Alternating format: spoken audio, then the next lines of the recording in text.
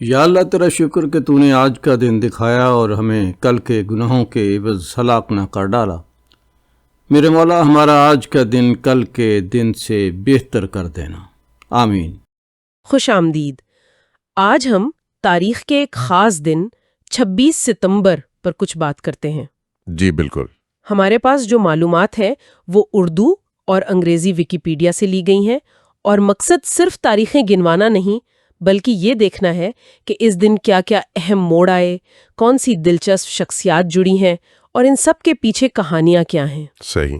یہ بڑی عجیب بات ہے نا کہ ایک ہی دن 26 ستمبر کو ایک طرف نیوزی لینڈ اپنی خود مختاری کا ایک قدم آگے بڑھا رہا ہے، جی، ڈومینین ڈے۔ ہاں، اور دوسری طرف ہمیں ایک ایسے شخص کی کہانی ملتی ہے جس نے شاید دنیا کو ایٹمی تباہی سے بچا لیا۔ بالکل، اسٹانسلاو پیٹروف۔ تو آج ہم یہی دیکھیں گے کہ 26 ستمبر کیسے انسانی تاریخ کی اونچ نیچ، دریافتوں اور تنازعات سب کی ایک تصویر دکھاتا ہے۔ تو آئیے اس دن کو ذرا کھول کر دیکھتے ہیں۔ بالکل، تاریخ کا کوئی بھی دن ہو وہ اپنے آپ میں بہت کچھ سمیٹے ہوتا ہے۔ 26 ستمبر بھی ایسا ہی ہے۔ ایک طرف سائنس اور سیاست میں بڑی تبدیلیاں آ رہی ہیں، دوسری طرف آپ دیکھیں تو انسانی عالمیے بھی ہیں، حادثات ہیں۔ یہی چیزیں تو تاریخ کو اتنا کیا کہتے ہیں دلچسپ بناتی ہیں، اور یہ جو مواد ہمارے پاس ہے یہ ان مختلف پہلوؤں کو سمجھنے میں مدد دے گا۔ تو اہم واقعات سے شروع کریں۔ جی کرتے ہیں۔ 1907 میں نیوزی لینڈ کو برطانیہ سے ڈومینین کا درجہ ملا۔ یہ تو دونوں ویکیپیڈیا پر ہے۔ یہ آزادی کی طرف ایک قدم تھا، لیکن شاید پوری آزادی نہیں ہے نا؟ اصل میں یہ ایک بہت اہم قدم تھا۔ ڈومینین اسٹیٹس کا مطلب تھا کہ نیوزی لینڈ کو اندرونی معاملات میں تو خود مختاری مل گئی، اچھا، لیکن جو خارجہ پالیسی تھی، دفاع تھا، اس پر اب بھی برطانیہ کا اثر تھا۔ یہ اس زمانے میں مطلب برطانوی سلطنت کے اندر رہتے ہوئے زیادہ خود مختاری حاصل کرنے کا ایک طریقہ تھا۔ بعد میں دوسرے ملکوں نے بھی اسی ماڈل کو اپنایا، تو یہ مکمل آزادی سے تو مختلف تھا، وہ تو بعد میں ملی۔ ٹھیک۔ اچھا، اسی زمانے کے قریب 1911 میں اٹلی نے ترکی پر حملہ کیا۔ یہ اردو والے ماخذ میں ہے۔ جی، طرابلس کی جنگ۔ اور اسی جنگ کے پس منظر میں علامہ اقبال نے وہ مشہور نظم لکھی تھی، فاطمہ بنت عبداللہ۔ تو کیا یہ جنگ صرف اٹلی اور ترکی کے بیچ تھی یا اس کے اثرات زیادہ تھے؟ نہیں، یہ صرف دو ملکوں کی جنگ نہیں تھی۔ اصل میں یہ سلطنت عثمانیہ کے زوال کا ایک اہم حصہ تھا، اور یورپی طاقتیں خاص طور پر اٹلی شمالی افریقہ میں اپنا اثر بڑھانا چاہ رہے تھے۔ اس جنگ نے بلکان کی جنگوں کے لیے بھی راستہ بنایا، اور اقبال کی نظم وہ دکھاتی ہیں کہ برِ صغیر کے مسلمان اس پر کتنا پریشان تھے، اور کیسے ایک عرب لڑکے کی فاطمہ کی قربانی نے امت کے جذبات کو ابھارا۔ یعنی دور دراز کے واقعات بھی یہاں اثر انداز ہو رہے تھے۔ بالکل، مقامی سوچ پر، ادب پر، ہر چیز پر۔ اور بالکل ہی الگ میدان میں چلیں تو 1905 میں اسی تاریخ کو البرٹ آئنسٹائن نے اپنا وہ مشہور مقالہ شائع کیا، نظریہ اضافیت خصوصی والا۔ جی ہاں، اسپیشل تھیوری آف ریلیٹیوٹی پر تیسرا مقالہ۔ یہ تو سائنس کی دنیا میں ایک دھماکہ تھا۔ بلا شبہ یہ آئنسٹائن کا وہ جو معجزاتی سال کہلاتا ہے، اینس میریبلس، یہ ان مقالات میں سے ایک تھا۔ اس نے نیوٹن کی فزکس کے صدیوں پرانے تصورات کو چیلنج کر دیا کہ وقت اور فاصلہ مطلق نہیں ہے۔ بالکل، کہ وہ مشاہدہ کرنے والے کی رفتار پر منحصر ہیں۔ اس نے کائنات کو سمجھنے کا ہمارا پورا انداز ہی بدل دیا، اور E=mc² جیسی مساوات کی بنیاد رکھی۔ یہ کتنا عجیب تضاد ہے۔ ایک طرف آئنسٹائن کائنات کے راز کھول رہے ہیں، وقت اور جگہ کی نئی باتیں بتا رہے ہیں، جی، اور دوسری طرف دنیا پرانے طرز کے جنگوں میں الجھی ہوئی ہے، علاقائی قبضے کے لیے۔ بالکل، یہ انسانی ترقی کی ناہموار رفتار کی ایک بہترین مثال ہے۔ آپ دیکھیں کہ سائنس اور سوچ کی سطح پر ہم آگے جا رہے تھے، لیکن سیاست اور ملکوں کے تعلقات میں وہی پرانے جھگڑے چل رہے تھے۔ یہ تضاد آپ کو پوری 20ویں صدی میں نظر آئے گا۔ اچھا، سر جنگ کے دور میں آتے ہیں۔ 1960 میں امریکہ میں نکسن اور کینیڈی کا پہلا ٹی وی پر نشر ہونے والا صدارتی مباحثہ، کیا یہ واقعی اتنا اہم تھا؟ لوگ بہت بات کرتے ہیں اس کی۔ ہاں، یہ امریکی سیاست میں اور شاید دنیا بھر میں بھی سیاسی رابطے کے لیے ایک اہم موڑ تھا۔ اس سے پہلے امیدواروں کو لوگ زیادہ تر ریڈیو یا اخباروں سے جانتے تھے۔ اچھا، ٹی وی نے تصویر شامل کر دی۔ کہتے ہیں کہ جنہوں نے ریڈیو پر سنا انہیں نکسن بہتر لگے، ओह, लेकिन जिन्होंने टीवी पर देखा उन पर कैनेडी का ज्यादा असर हुआ। वो जवान, पुरएतमाद लग रहे थे, सेहतमंद, जबकि निक्सन थके हुए, कुछ बीमार से लग रहे थे। तो तस्वीर ने फर्क डाला। बहुत ज्यादा। इस मुबाहिसे ने टीवी को अमेरिकी सियासत का जैसे मरकजी मैदान बना दिया। और फिर 1983 का वो वाकया, रोंगटे खड़े हो जाते हैं सोचकर। सोवियत अफसर स्टैनिस्लाव पेट्रोव ने मुमकिना एटमी हमले की वार्निंग को गलत करार दे दिया। जी, मतलब एक आदमी के फैसले पर दुनिया का मुस्तकबिल टिका हुआ था। ये वाकई एक गैर मामूली लम्हा था। सर्द जंग उरूज पर थी, तनाव बहुत ज्यादा था। कंप्यूटर सिस्टम ने कहा कि अमेरिका ने मिसाइल दाग दिए हैं, जो बाद में पता चला कि सिस्टम की खराबी थी। अल्लाह। पेट्रोव उस वक्त ड्यूटी पर थे। उन्होंने अपने तजर्बे और समझबूझ से प्रोटोकॉल के खिलाफ जाकर कहा कि ये गलत अलार्म है और जवाबी कार्रवाई शुरू नहीं की। अगर वो प्रोटोकॉल पर अमल करते तो शायद एक मुकम्मल एटमी जंग छुड़ जाती। इसीलिए अब कुछ लोग उस दिन को पेट्रोव डे के तौर पर भी याद करते हैं, एक गुमनाम हीरो की तरह। नाकाबिल यकीन। अच्छा, एक और अहम मुआहिदा 1984 में हुआ, बरतानिया और चीन के दरमियान। हांगकांग की 1997 में चीन को मुंतकली पर। जी, साइनो ब्रिटिश जॉइंट डिक्लेरेशन। उसके क्या असरात हुए तवील मुद्दत में? देखें, इस मुआहिदे ने हांगकांग का मुस्तकबिल तय किया। इसके तहत वो एक मुल्क दो निज़ाम का फॉर्मूला बना। हाँ, वो तो बहुत मशहूर है। मकसद ये था कि हांगकांग का जो अपना तर्ज जिंदगी है, माइशत है, आज़ादियां हैं, वो कम से कम 50 साल तक कायम रहें। ये एक तरह से बरतानवी नौआबादियाती दौर के खात्मे की भी अलामत थी और दुनिया में चीन के बढ़ते हुए किरदार की भी। इसके असरात तो आज भी हांगकांग में महसूस किए जाते हैं। सही। इसी तरह 1969 में पहली इस्लामी सरबराही कॉन्फ्रेंस हुई, जो बाद में OIC बनी। उसके एलामिये में मस्जिद अक्सा के खिलाफ साजिशों की मजम्मत की गई। ये उर्दू वाले माखूज में। जी, ये मुस्लिम दुनिया के इत्तेहाद की तरफ कोई कदम था? जी, ये कॉन्फ्रेंस असल में मस्जिद अक्सा में आग लगने के वाक़े के बाद बुलाई गई थी और इसी से इस्लामी ताउन तंजीम यानी OIC की बुनियाद पड़ी। अच्छा। ये मुस्लिम मुल्कों के दरमियान सियासी, माशी, सकाफती ताउन को बढ़ाने और मुश्तरका मसाइल, ख़ास तौर पर फ़लस्तीन के मसले पर एक मुत्तहिदा मौक़िफ़ अपनाने की पहली बड़ी कोशिश थी। इन बड़े सियासी और साइंसी वाक़यात के साथ साथ दोनों ज़राए में कई हादिसात का भी जिक्र है। 1954 में जापान की फेरी टोया मारो डूब गई। हाँ, बड़ा हादसा था। 1959 में जापान में टाइफून वेरा, 1997 में इंडोनेशिया में तैयारा हादसा और 2002 में सेनेगाल की फेरी ली जोला का हादसा। इसमें तो 1800 से ज्यादा लोग हलाक हुए। ये सब बहुत अलमनाक हैं। बिल्कुल, ये वाक़यात हमें याद दिलाते हैं कि तारीख सिर्फ बड़े लीडरों या बड़ी दरियाफ्तों का नाम नहीं है। ये आम इंसानों की जिंदगियों का, उनकी खुशियों और गमों का भी मजमुआ है। ये हादसात, चाहे कुदरती आफत हों या इंसानी गलती, हमें टेक्नोलॉजी की हुदूद का एहसास दिलाते हैं, हिफाजती इंतजामात की अहमियत का, और ये कि इंसानी जिंदगी कितनी नाजुक है।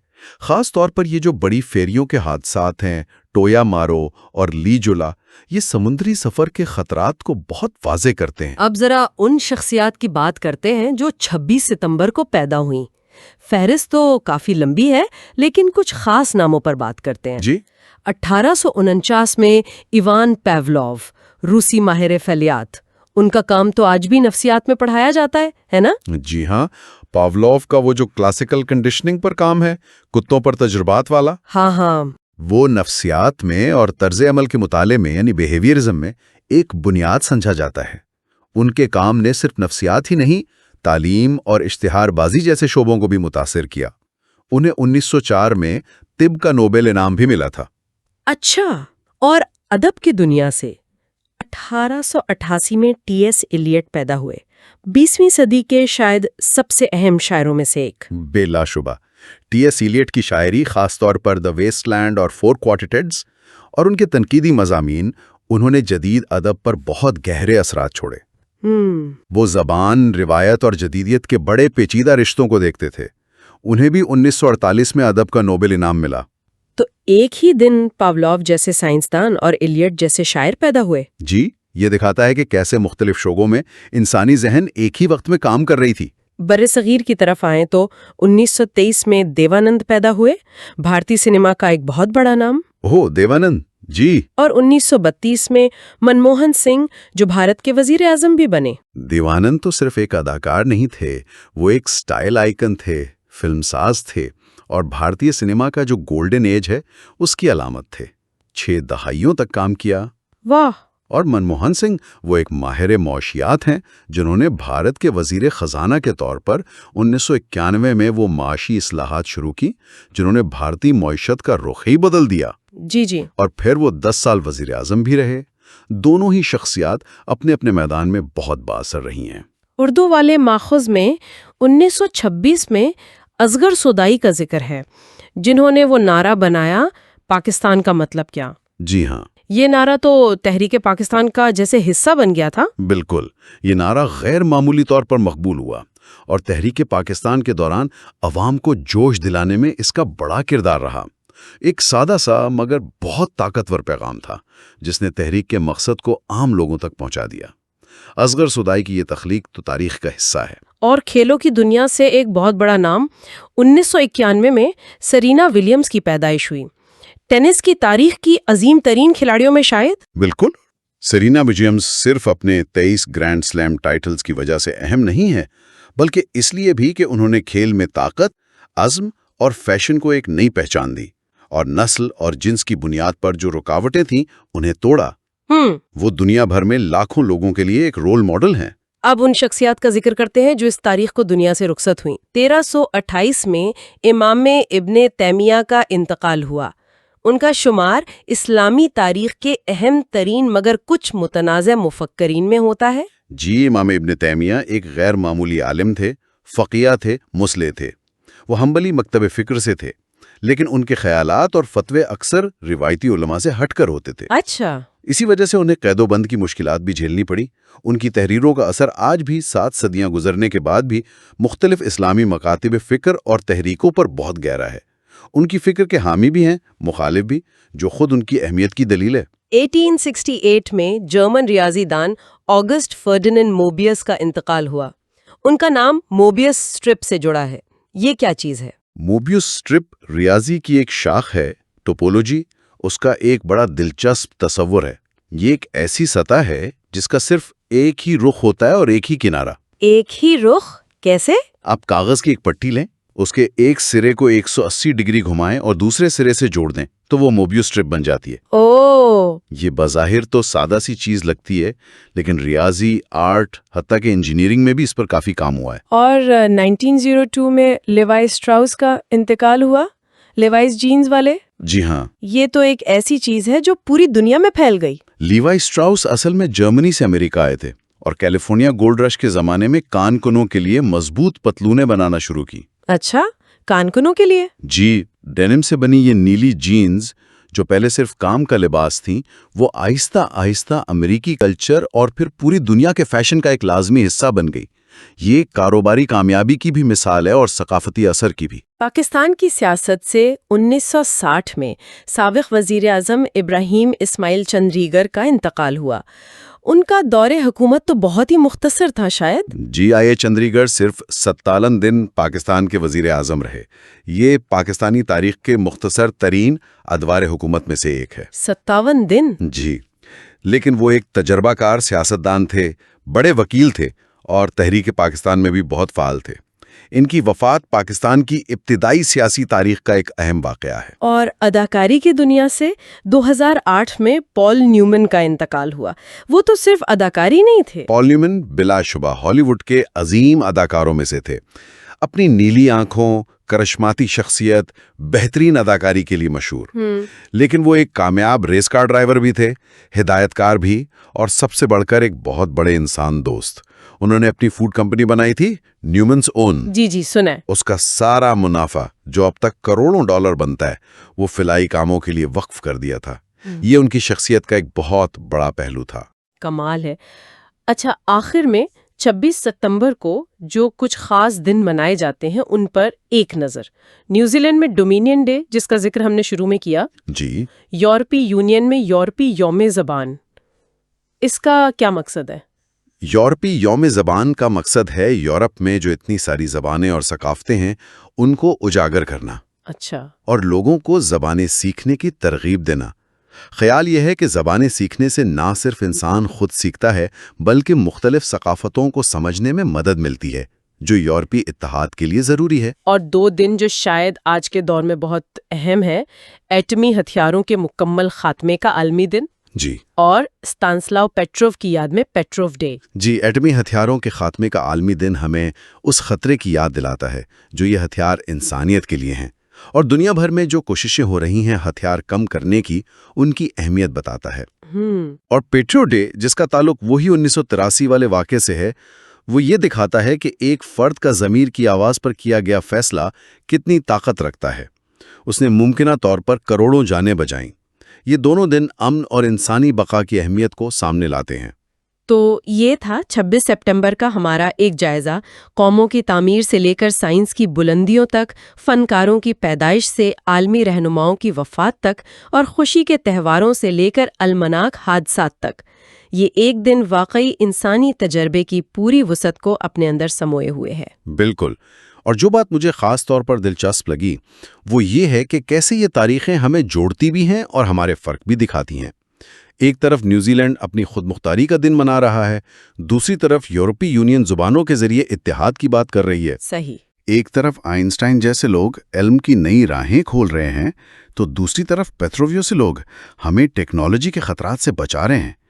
اور یہ جو ذرائع ہیں ہمارے پاس، اردو اور انگریزی، یہ خود اس بات کی مثال ہیں کہ تاریخ ایک ہی وقت میں مقامی بھی ہوتی ہے اور عالمی بھی۔ شاید سوچنے کی بات یہ ہے کہ ہم ان تمام تجربات سے، اچھے برے سب سے، کیا سبق سیکھتے ہیں جو ایک ہی کیلنڈر کے صفحے پر لکھے ہیں۔ یہ واقعی ایک بہت گہری سوچ ہے۔ اس گفتگو میں ہمارے ساتھ شامل ہونے کا بہت شکریہ۔